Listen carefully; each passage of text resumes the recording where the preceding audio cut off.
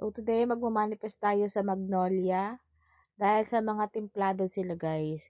So itong chicken templados guys na chicken bola-bola yan guys. Nabili ko to sa supermarket.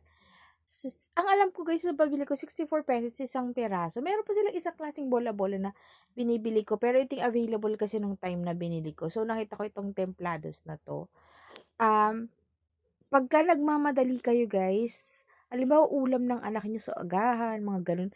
Perfect to guys na gamitin. Ang dali lang niya, piprito niyo lang. Pero meron akong dalawa dito guys na videos, magkasunod guys, na kung saan ko siya ginamit. Ginamit ko siya, yung bola-bola guys, sa ating soup.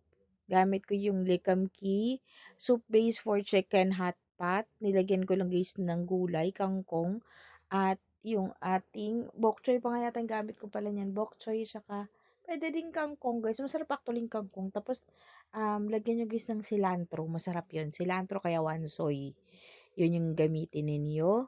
Tapos yan, ako sobrang yummy talaga. Magugustuhan ng family nyo yung ating bola-bola. And next naman ito guys, binoil ko siya pero pwede nyong prituhin. Tapos madali lang yung opa mixes guys, kahit hindi nyo actually lutuin, maihahalo nyo siya dyan. Sa susunod guys, ipapakita ko sa yung mga opa mixes na yan guys.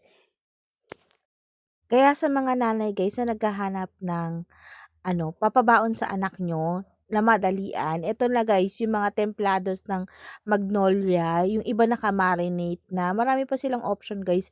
Pero ito lang yung nakita ko doon sa supermarket at that time, yung Magnolia chicken. Madalas din talaga gamit namin guys is Magnolia. So ilalagay ko to guys dito, papakita ko sa inyo and sana yun, Magnolia, yun lang.